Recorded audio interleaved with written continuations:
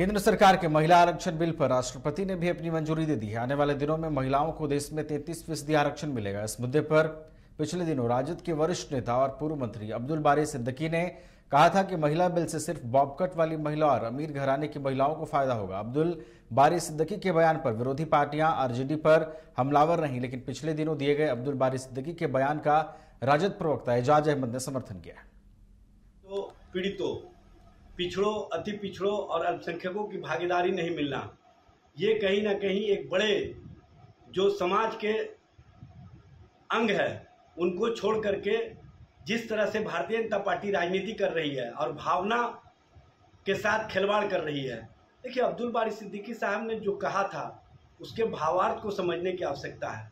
उनके कहने का अर्थ है कि जो शोषित है, जो वंचित है, जो पिछड़े हैं, जो अति पिछड़े हैं, जो एससी हैं, एसटी हैं और जो अल्पसंख्यक समाज के लोग हैं जिनकी बड़ी आबादी है, उनको आप भागीदारी नहीं दे करके महिला आरक्षण में कहीं ना कहीं उनकी भावनाओं के साथ जो भारतीय जनता पार्टी ने खिलवाड़ किया है, उस भावनाओं को समझने की आवश्यकता है कि किस तरह की राजनीति भारतीय जनता पार्टी कर रही है।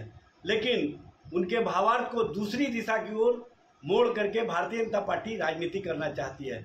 देखिए, हम महिला आरक्षण के विरोधी नहीं हैं। हम स्पष्ट रूप से महिलाओं के मान सम्मान और उनके अधिकार के प्रति सजग हैं, लेकिन एक बड़े वर्ग की महिलाएं जो शोषित, वंचित और पिछड़ा एससी, एसटी और अल्पसंख्यक समाज से आती हैं, उनको अगर छोड़ करके आप इस तरह के महिला आरक्षण बिल को अगर लागू करेंगे तो कहीं ना कहीं इन वर्गों के साथ जो उपेक्षा का भाव है, जो उनके सम्मान नहीं देने का भाव है, वह स्पष्ट रूप से भारतीय जनता पार्टी की नीतियों में झलक रहा है।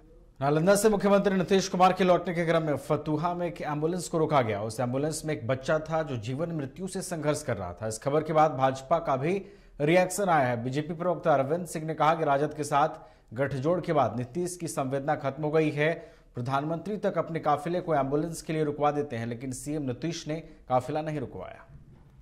बिहार के मुख्यमंत्री श्री नीतीश कुमार जी, आप राजद के संगत में जाकर के इतने असंवेदनशील हो गए हैं कि अपनी संवेदना को भी आपने मार दिया है और अपने अधिकारियों को भी असंवेदनशील बना दिया है। बिहार पटना के ट्रैफिक एसपी, जिनकी संवेदना सीधा मर गई है, आपके काफिला को पार कराने के लिए उन्होंने मैरिन ड्राइव पर एक एम्बुलेंस को रोका था जो जीवन मृत्यु से संघर्ष कर रहा था और अधिकारियों पर कोई कार्रवाई नहीं हुई। उसके बाद आज फतुहा में जो आपने जो आपका काफिला पार कर रहा था नालंदा से लौटते समय, तो उसमें भी एक बच्चे को जीवन मृत्यु से संघर्ष कर रहा था, एम्बुलेंस से जा रहा था, उसमें रोका गया और ट्रैफिक एसपी की संवेदना इतनी मर गई थी कि उसने आपके काफिला को रोक करके एम्बुलेंस को पार नहीं कराया।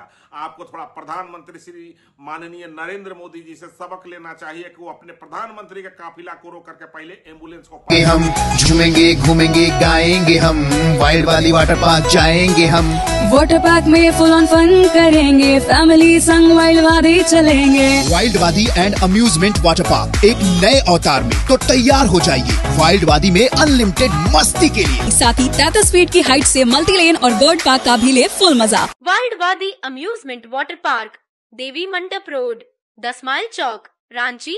IIT जी नीट एस्पिरेंट्स के सपने को पंख देने आ गया है कंप्लीट सॉल्यूशन इंस्टीट्यूट। यहाँ है smart classroom, 1-to-1 doubt clearing session, ask the expert, video solution और भी बहुत कुछ। मतलब हम करेंगे आपको गाइड, बनेंगे आपके mentor. Foundation classes from class 6 onwards for your bright future. Visit